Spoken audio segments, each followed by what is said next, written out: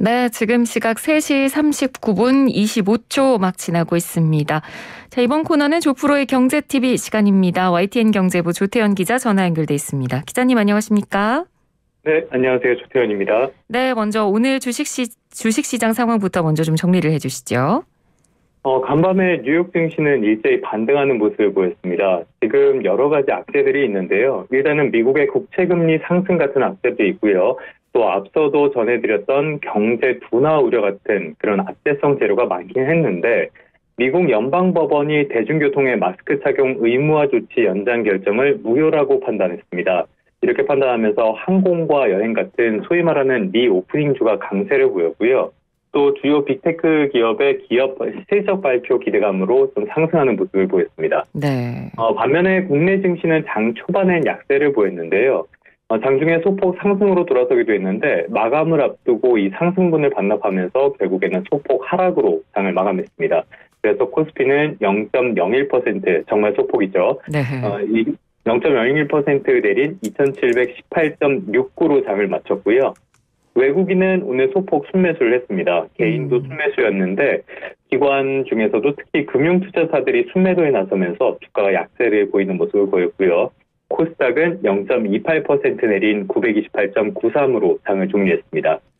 네. 오늘 눈에 띄는 종목이 있는데요. 러시아의 우크라이나 침공이 장기화하면서 각종 원자재 가격이 지금 급등하는 모습을 보이고 있는데 이 두 나라가 밀과 보리 같은 곡물 시장에서도 큰 영향을 미치는 나라입니다. 이에 따라서 곡물값이 상승하는 추세를 보이고 있는데요. 여기에 영향을 받아서 국내 사료업체들의 주가가 연일 급등하고 있습니다. 예. 서울식품과 대한제당 우선주 그리고 대주산업, 현대사료 같은 사료주들이 모두 강세를 보였는데요. 어제까지 3거래일 연속 상한가를 기록한 한일사료는 투자 위험 종목으로 지정돼서 오늘 하루가 거래가 정지가 됐습니다. 네. 이런 식으로 주가가 급등하는 기업들이 있는데 반대로 실적이 따라주지 않는다면 급락할 가능성도 있으니까요. 투자에는 언제나 주의하실 필요가 있겠습니다. 예. 알겠습니다. 자, 저희가 그리고 오늘은 이 조각 투자 그리고 뮤직하우에 대해서 좀 이야기를 해볼 텐데요. 요즘 뭐 이런 미술 작품이라든지 저작권, 음악 저작권 투자 쪽에 좀 관심이 있는 분들이 좀 계신 것 같아요. 요즘 뭐 조각 투자라고 해서 인기를 끄는 것 같기도 한데 우선 이 조각 투자가 어떤 건가요? 조각 투자와 관련해서는 이 어떤 자산이 있을 때 그런 것들을 권리를 쪼개갖고 투자자들한테 파는 그런 형태로 보시면 되겠습니다. 투자자는 조각 단위로 사들인 지분만큼의 그 수익을 받게 되는 거고요. 이 조각 투자 중에서 제일 관심을 받는 거는 아무래도 뮤직하우라는 회사를 꼽을 수 있는데요. 그 브레이브걸스 아시죠? 알죠. 예, 사실 저는 잘 몰랐는데. 모르신다고요? 들어는 봤는데, 예. 네. 대중문화에 조금 약합니다. 네. 브레이브걸스의 롤린이라는 노래가 이른바 역주행에 성공을 하면서 상당히 좀 이 뮤직하우가 관심을 받았습니다. 당시에 롤린의 저작권료 참여 청구권 한 주가 지난해 초에 한 2만 원대 정도였거든요. 이게 7개월여 만에 한 130만 원까지 상승을 했습니다. 덩달아 이를 거래하는 플랫폼이니까 뮤직하우에 대한 인지도까지 높아지게 됐고요. 지금은 회원 수가 100만 명이 되는 플랫폼으로 급성장을 하게 됐습니다. 네. 그런데 언제나 그렇듯이 급성장을 하게 되면 성장통이 따라오게 마련이죠. 이 뮤직하우가 인가도 받지 않고 사실상 증권을 거래하는 유사 투자업이라는 지적이 나온 겁니다. 이게 지난해 말에 민원이 제기됐는데 금융당국에서 이 내용을 계속 검토를 해왔고요. 오늘 증권선물위원회를 거쳐서 결론이 나왔습니다. 네. 결론은 이 상품을 증권으로 규정하기로 했다. 이렇게 보시면 되겠고요. 네. 그러니까 자본시장법에 나와 있는 투자계약증권에 해당한다는 결론을 내렸습니다.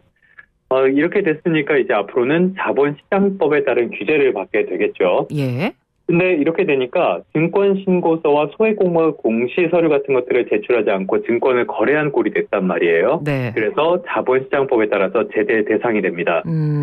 다만 투자계약증권을 적용한 첫 사례가 이번이 첫 사례거든요. 네. 그래서 위법이라는 인식이 적었고 또 이미 많은 투자자가 유입됐다는 점, 또 문화산업 활성화에 기여할 여지가 있다는 점 등을 고려해서 투자자 보호 장치를 마련하는 조건으로 제재 절차를 보류하기로 했다고 설명했습니다. 네. 대신 6개월 안, 그러니까 반년 안에 사업 구조를 변경해서 투자자 보호를 강화하고 그 결과를 보고하라고 지시했는데요. 6개월 안에 이 절차를 마쳐서 금융감독원에 보고를 해서 합법성을 확인한 다음에 증권선물회가 승인을 하면은 제재가 면제되는 것이라고 보시면 되겠습니다. 네, 알겠습니다. 자, 이 뮤직하우 아마 광고를 통해서 보신 분들 많으실 것 같습니다. 워낙 광고가 물량이 많은지 좀 많이 나오기도 하고, 그리고 이 광고 모델들도 우리가 다 아는 유명 가수들이라서 그렇죠. 네, 아마 뭐 거기서 광고 문구도 뭐 음악으로 돈 벌어라는 식으로 이제 광고가 나오면서 아마 좀 다들 혹하신 분들도 계셨을 것 같아요. 이 뮤직하우 서비스 이게 정확히 어떤 내용을 담고 있나요? 사실 저처럼 대중문화에 약한 사람도 그 광고에 나오시는 분들은 다 알고 있을 정도로 유명한 네. 연예인들 분들이 나오잖아요. 네네. 근데 광고를 보면은 흔히 이 음악 저작권을 거래한다고 오해하기가 쉬운데 그거는 사실과는 좀 다릅니다. 정확하게는 음악 저작권에서 나온 수익에 대한 청구권을 사고 판다 이렇게 보시면 될 것 같은데요. 네. 이게 내용이 조금 복잡한데 네. 그러니까 뮤직하우의 자회사인 뮤직하우 에셋이라는 회사가 있습니다. 네. 여기에서 원작자에게 음악 저작권의 일부를 사들이고요. 이거를 저작권료 참여 청구권이라는 형태로 바꿉니다. 그리고 뮤직하우가 그 권리를 쪼개서 투자자에게 판매하는 식인데요. 네. 그러면은 투자자는 조각 단위로 사들인 지분만큼 매달 저작권료를 받게 됩니다. 그러니까 일종의 주식의 배당과 비슷한 개념이다 이렇게 볼 수 있겠는데요. 예. 그러니까 저작권을 갖는 건 아니고 저작권료를 받을 그 권리를 사게 되는 겁니다. 실제로 그 앞서서 언급했던 논린의 최근 가격이 한 37만 원 정도 되거든요. 네. 이게 최고가에 사서 지금 팔한다면은 한 70% 이상 손해를 보게 되는 건데 그러니까 전반적으로 이 시장 자체가 주식시장과 크게 다를 바 없다라고 보셔도 뭐 크게 틀린 말은 아닐 것 같습니다. 그렇군요. 그러니까 어찌됐건 이번 결정으로 이제 뮤직하우가 이제 제도권 안에 들어오게 된 건데 이 뮤직하우 측 입장도 나왔습니까? 뮤직하우 쪽에서도 사실 좀 긴장을 많이 하고 있었던 것 같더라고요. 네. 이게 만약에 뭐 제재가 된다면은 제도권에 편입이 된다고 해도 당장 영업을 못할 상황이 될 수도 있으니까요. 그래도 이번에 제도권에 편입이 되는 계기가 됐으니까 일단은 좀 환영하는 분위기가 조금 더 강한 것 같습니다. 네. 바로 사업 재편에 나서겠다고 했는데요. 그래서 유예 기간 안에 기준 조건을 완비하겠다는 계획을 세웠습니다. 이를 위해서 기존에 진행되던 거래는 계속 유지를 하는데요. 네. 신규 옥션, 그러니까 새로운 곡에 대한 옥션을 내일부터는 당분간 중단하기로 했다고 합니다. 이건 물어보니까 길게는 한 6개월 정도 중단될 가능성이 있다고 하는데 예. 이거는 완비되는 상황에 따라서 조금 달라질 것 같고요. 네네.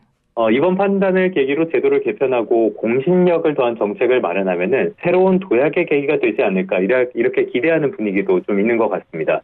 그리고 앞서도 말씀드렸던 것처럼 무엇보다 이 규제 리스크가 상당히 좀 컸는데요. 기업들이 싫어하는 거는 나쁜 것보다는 불확실성 이걸 더 싫어하잖아요. 네. 그래서 불확실성이 상당 부분 해소된 만큼 기업 입장에서는 환영할 만한 부분도 분명히 있는 건 사실로 보입니다. 네, 알겠습니다. 이번 소식 접하면서 이 부분도 좀 궁금해하시는 분들 많으실 것 같습니다. 저희가 앞서 이 소식 전해드릴 때 이 투자계약증권이라고 했는데 이 투자계약증권은 정확히 어떤 개념인가요? 그러니까 투자계약증권은 사실 처음 도입된 게 지난 2009년 2월이었는데요. 그러니까 13년 전이었습니다. 네. 금융투자 상품의 개념을 더 확장하기 위해서 도입을 했습니다. 이걸 내용을 설명을 드리면 투자자가 사업에 투자하고요. 그 사업의 결과에 따른 손익을 받는 계약상의 권리가 표시되는 걸 뜻합니다. 조금 말이 어려운데 네. 그러니까 뮤직하우 같은 사례라고 보시면 되겠습니다. 예. 근데 지금까지는 여러 가지 문제가 있어서 이 투자계약증권이 유명무실한 상태였는데요. 이번에 뮤직하우 사업이 증권성이 인정이 되면서 투자계약증권에 따른 첫 사례가 나오게 됐습니다.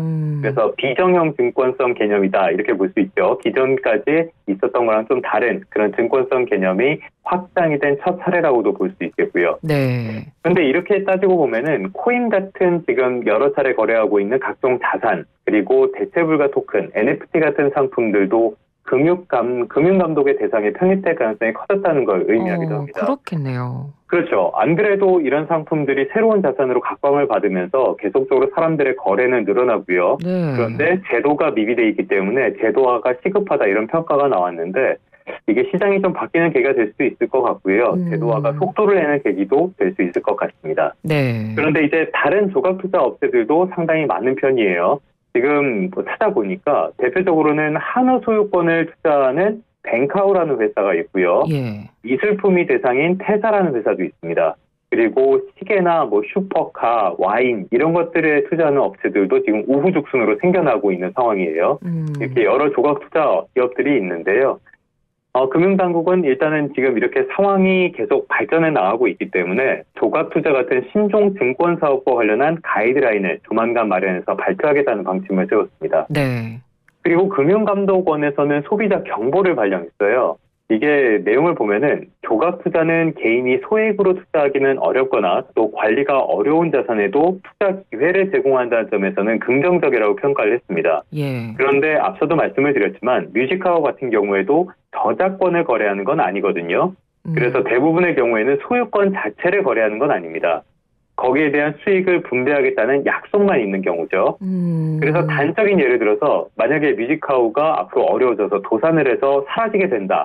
이런 경우라면은 저작권 수익을 배분받을 권리는 사라지게 될 가능성이 아주 크다고 봐야 될 것 같습니다. 네. 그러니까 많은 투자자들이 엄청난 손해를 볼 수밖에 없게 되겠죠. 네.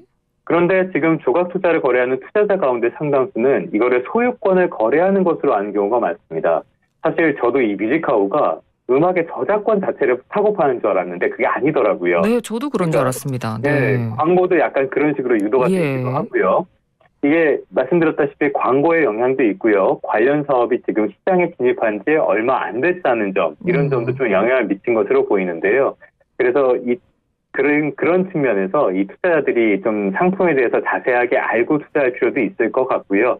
제도화가 더 시급한 이유이기도 하고요. 네. 또 특히 지금 말씀드린 것처럼 저작권이나 뭐 골동품, 미술품, 그리고 실물 이런 것들은 자산의 가치 평가하기가 상당히 어렵습니다. 저작권에 어느 정도 가치가 있는지 우리가 알 수가 없으니까요. 네. 그리고 거래량도 적어서 가격 변동성이 크고 수혜를 알기도 어렵습니다. 그렇기 때문에 금융감독원에서 소비자 경보를 발령해서 주의를 당부한 거고요.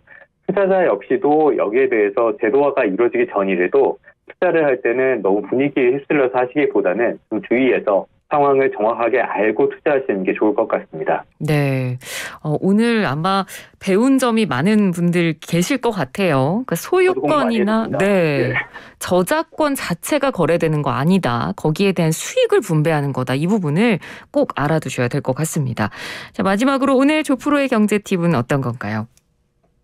말씀드렸던 이 조각 투자와 관련해서인데요. 일반적으로 생각했던 금융투자 상품의 개념이 요즘 들어서 급속도로 변화하는 모습을 보이고 있습니다. 네. 불과 몇 년 전만 해도 금융투자라고 하면은 주식이나 뭐 파생상품 이런 걸 생각했는데 지금은 조각 투자까지 폭이 넓어졌죠. 그런데 시장이 너무 빠르게 변하니까 제도가 이거를 따라가지 못하는 모습이 자주 눈에 띄고 있습니다. 투자자들이 피해를 볼 수밖에 없는데요. 그래서 말씀드리고 싶은 건 언제나 가장 중요한 건 투자자 보호다라고 말씀을 드리겠습니다. 네, 오늘 말씀 잘 들었습니다. 고맙습니다. 네, 고맙습니다. 네, 지금까지 YTN 경제부 조태현 기자였습니다.